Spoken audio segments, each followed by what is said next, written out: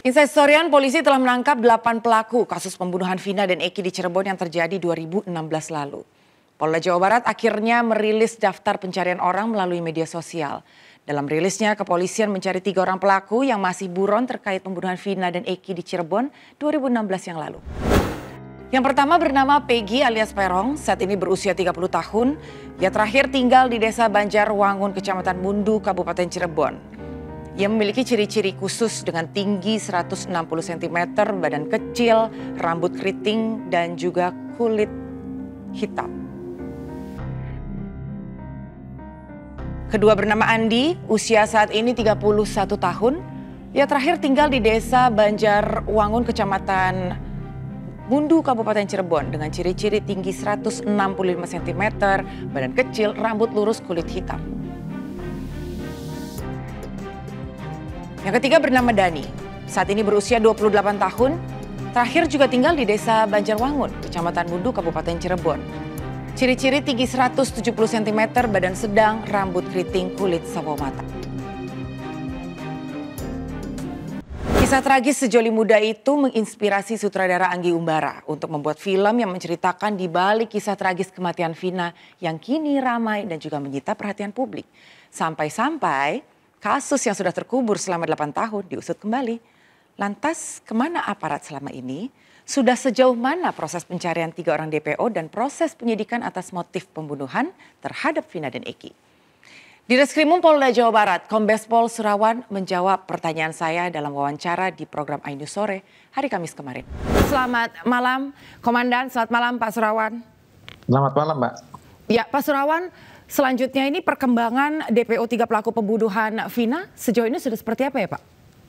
Ya, kita sudah melakukan pemeriksaan kembali terhadap ke-7 narapidana maupun yang 1 sudah keluar. Jadi saat ini kita masih mendalami keterangan mereka terkait siapa sebenarnya 3 orang yang sekarang masih DPO. Karena dari berita acara pemeriksaan yang awal, mereka hanya menyebutkan nama saja, namun tidak menyebutkan identitas secara jelas, Mbak. Oke, tapi karena tim ya. Iya, sejauh ini selama 8 tahun berselang begitu ya, Komandan. Bagaimana penyelidikan dan juga bagaimana tindak lanjutnya? Karena ini kan sampai detik ini masih DPO ya. Apakah, ya betul. Ya, apakah memang betul-betul ada pengaduan selalu setiap tahun atau setiap waktunya dari pihak keluarga atau seperti apa, Pak? Sebetulnya kita selama ini juga sudah melakukan analisa dan evaluasi terkait kasus-kasus yang masih mungkin menjadi tunggaan kita. Kita juga sempat melakukan analisa terhadap kasus ini dan juga sudah melakukan penyelidikan terhadap kasus ini. Namun kita memang menemui kendala, ya itu satu hal yang normal dalam penyidikan ataupun kita mencari pelaku tindak pidana. Mungkin kita juga membutuhkan waktu dan juga informasi lebih banyak lagi. Maka sekarang ini kita lebih intensifkan lagi terhadap upaya-upaya kita dalam rangka menindaklanjuti keluhan daripada keluarga maupun masyarakat terkait dengan 3 orang yang sekarang masih DPO. Kita sudah mengirimkan tim untuk melakukan pemeriksaan ulang maupun interogasi terhadap para narapidana. Mudah-mudahan kita bisa mendapatkan identitas ketiga tersangka secara jelas. Iya, tadi memang sempat ada dugaan apakah memang identitas ini sempat diubah dan lain sebagainya sehingga 3 pelaku jadi sulit untuk dicari kembali. Tapi sebelum menjawab itu, saya akan ke Kepala Desa Banjarwangun, Pak Sulaiman. Apakah sudah bergabung bersama kami? Selamat sore, Pak Sulaiman.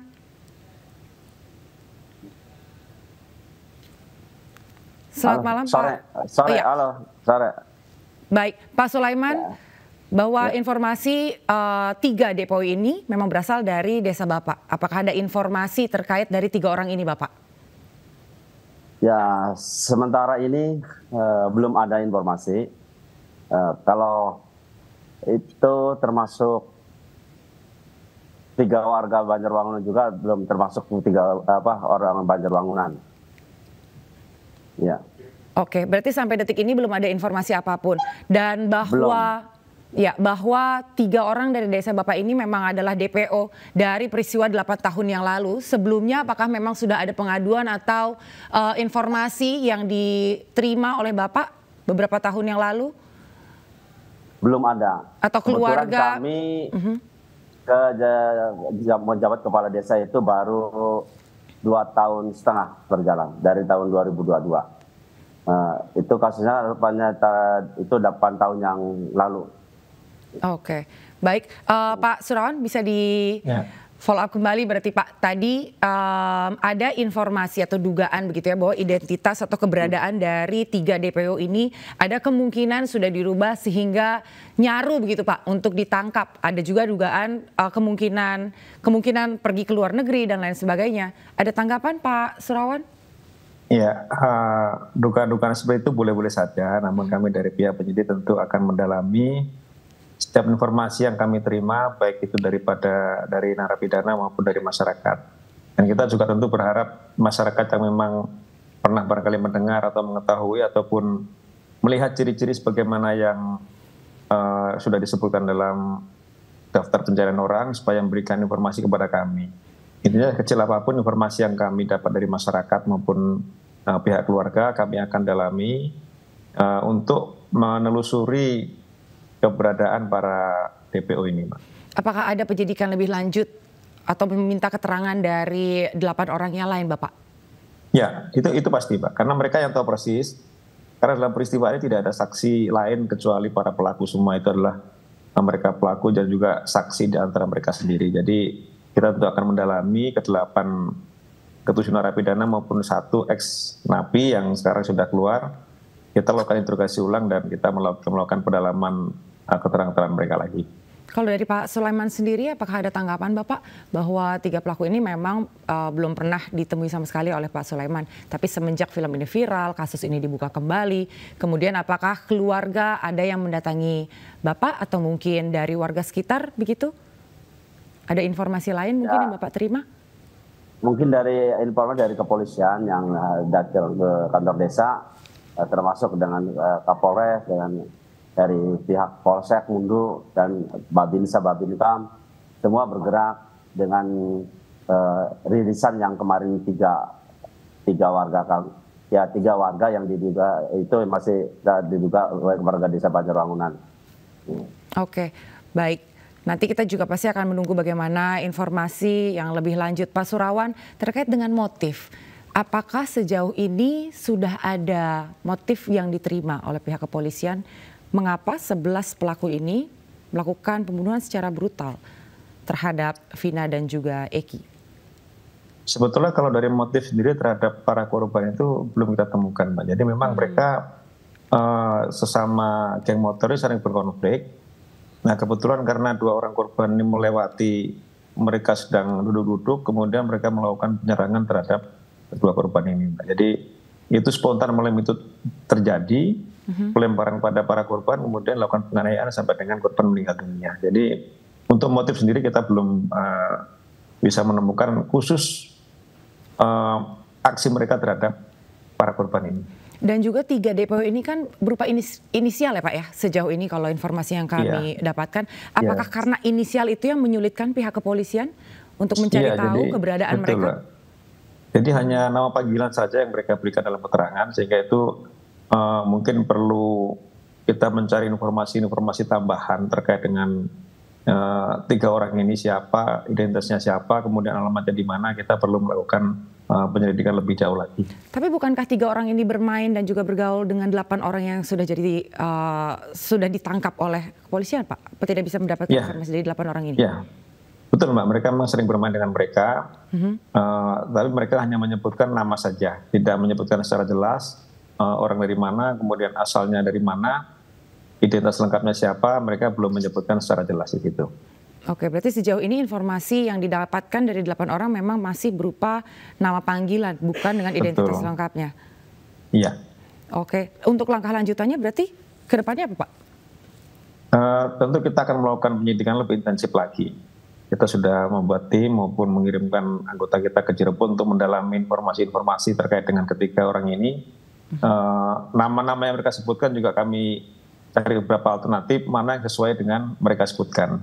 Kita juga terus mendalami keterangan mereka. Saat ini kita sudah melakukan pemeriksaan mereka juga di lapas terkait dengan para napi. Mudah-mudahan mereka bisa memberikan keterangan secara kooperatif. Apakah ada kerjasama dan juga koordinasi dan juga berkolaborasi dengan polda-polda lain dan juga dengan pihak imigrasi begitu Bapak? Tentu kita masih melokalisir informasi di sekitar Cirebon dulu. Kita membentuk tim gabungan antara Polda, kemudian juga Polresta Cirebon, Polres Cirebon.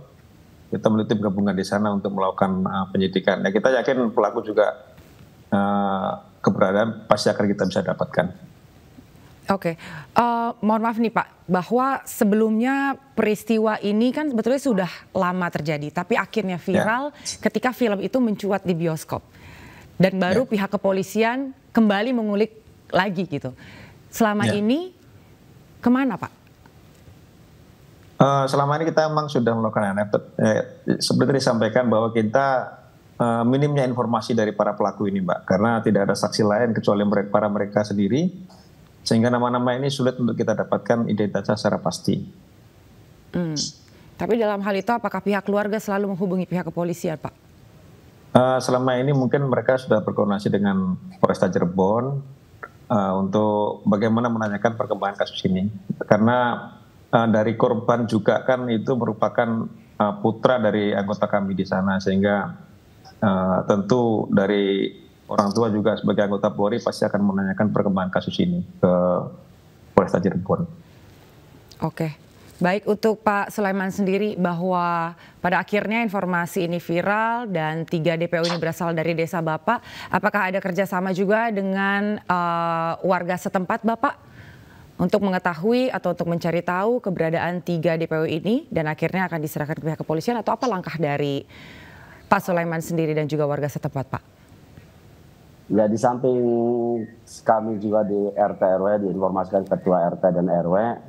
Dan kami juga masyarakat yang mengimbau kepada rintisan yang kemarin 3 orang itu, termasuk ya ke masyarakat dan tokoh masyarakat Banjarwangunan. Kebetulan kami juga di RT kami juga banyak ketua RT 4 sampai 46 dengan RW 9. Maka informasi itu digali dari RT RW, barangkali nanti apakah benar itu warga kita kan gitu Pak. Oke. Dari pihak keluarga korban sendiri sudah sempat bertemu Pak Sulaiman? Belum pernah. Belum pernah ketemu ya? Belum pernah ada. Iya. Oke, berarti sejauh ini masih berkoordinasi dengan RT RW setempat dan juga dengan masyarakat setempat. Pernah berkomunikasi dengan keluarga dari 3 pelaku? Ya, enggak ada. Belum pernah ada. Karena ini kan masih termasuk masih terduga juga. Enggak termasuk enggak pasti orang Banjarwangunan kan gitu. Okay. Karena ini namanya juga kemarin juga tercatat di desa Banjarwangunan juga. Kemarin dari kepolisian juga sudah langsung terjun ke masyarakat. Inisial ini nama-nama ini, tapi pas dikonfirmasi itu bukan juga. Baik, Pak Surawan, langkah lanjutannya akan menyisir wilayah atau daerah mana dulu Pak? Kita masih menyisir daerah sekitar Cirebon, Pak, untuk mengetahui keberadaan para DPO ini. Dan nantinya ketika memang berhasil ditangkap, kira-kira pasal apa yang dikenakan bagi 3 DPO ini, Bapak? Nanti kita lihat hasil pemeriksaan mereka.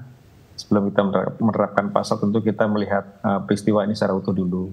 Apa yang mereka lakukan, kemudian peran mereka seperti apa, nanti akan ketahuan setelah kita lakukan pemeriksaan terhadap para tersangka nantinya.